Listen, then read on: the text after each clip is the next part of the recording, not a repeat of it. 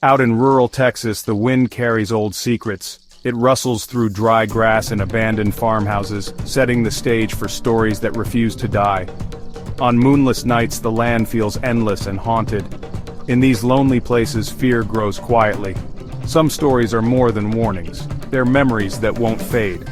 One such tale is the legend of the Candy Lady. The name sounds sweet, but the story chills every parent and child. It begins with a simple gift, a piece of candy left on a windowsill waiting for a child to find it. The Candy Lady didn't use threats, she used kindness as her trap. A treat became a lure, turning joy into dread. For over a century, this legend has haunted Texas towns. Imagine a child waking to find candy on their windowsill, seeing only magic, not danger. That's the terror innocence turned against itself. The Candy Lady's weapon was trust, her legacy a lingering fear.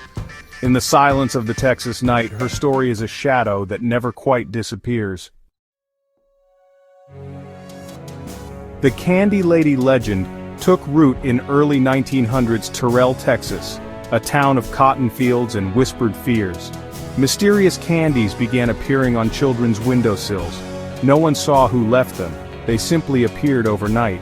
Children, delighted, kept the treats secret from their parents.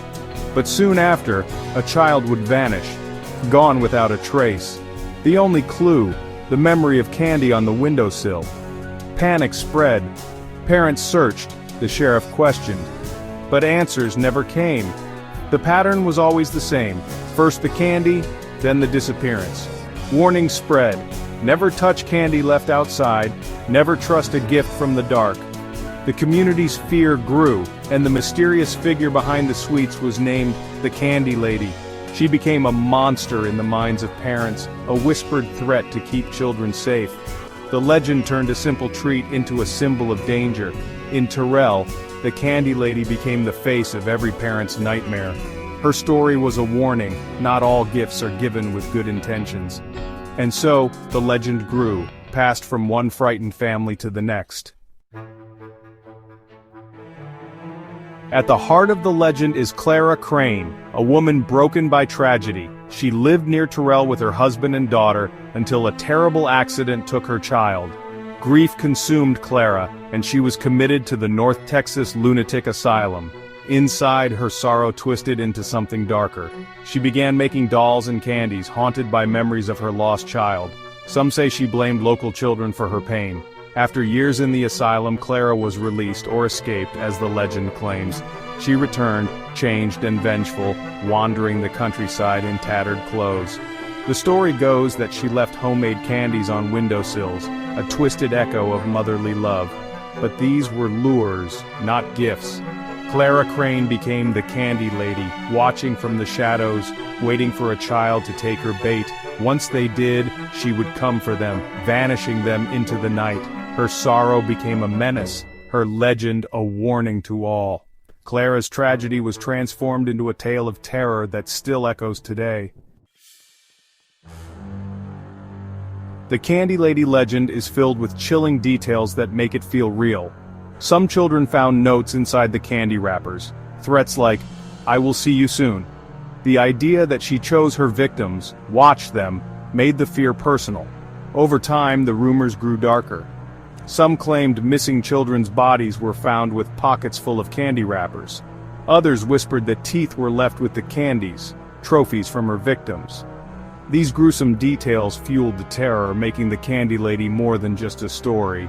Locals shared their own encounters, a shoe found in a field, a shadow near the schoolhouse. The legend became a living threat, not just a bedtime tale. Parents locked doors, children hurried home, and every piece of candy was eyed with suspicion. The fear was real, shaping the way people lived. The Candy Lady's story blurred the line between myth and menace. In Texas, her legend was a warning that danger could come wrapped in sweetness. The most haunting legends are rooted in reality, and the Candy Lady is no exception. The North Texas Lunatic Asylum was real, as was Clara Crane, a grieving mother committed after her child's death. But there's no evidence she became a murderer or escaped to terrorize Terrell. Her tragedy made her an easy scapegoat for unexplained fears. In the early 1900s, missing children were sadly common, lost in the vast Texas landscape, sometimes never found. When answers were scarce, people turned to stories for explanations. The Candy Lady became a convenient villain, a way to make sense of random tragedy. Old newspaper clippings about missing children and the asylum fueled the legend. Over time, fact and fiction merged, creating a story that felt both possible and terrifying. The legend stitched together real grief, real places, and real fears. That's why it endures. It's a tapestry woven from truth and imagination. The Candy Lady is a ghost born from the shadows of history. Her story is a reminder of how easily fear can shape reality. The Candy Lady legend spread not through books, but whispers. Parents warned children, "Don't take candy from strangers or the Candy Lady will get you." Kids shared the tale on playgrounds and at campfires, each adding their own twist. The story became a rite of passage, a test of bravery and a shared thrill. Adults told it too, using the legend to process real fears and tragedies. When something bad happened, the Candy Lady was blamed, giving shape to the community's anxieties. As people moved away, they took the story with them, spreading it beyond Texas. Journalists and folklorists collected versions, tracing its roots and evolution. With the rise of the internet, the legend found new life, shared on forums, blogs, and social media. The Candy Lady became a digital ghost, haunting screens as well as small towns. Her story adapted, surviving every retelling. The legend's power lies in its ability to travel, change, and endure. In every version, the warning remains, beware the kindness that hides a trap. At its core, the Candy Lady legend is a cautionary tale. It teaches children not to trust strangers or accept gifts from the unknown. The story makes this lesson unforgettable, turning a simple warning into a vivid nightmare. In Texas, the Candy Lady is part of local folklore, invoked at Halloween, featured in ghost tours, and inspiring art and film. The legend helps parents talk to children about danger, using fear to teach caution. It externalizes threats, making them easier to discuss and understand. The Candy Lady is a tool for empowerment, not just terror. Her story connects generations, weaving itself into the fabric of the community.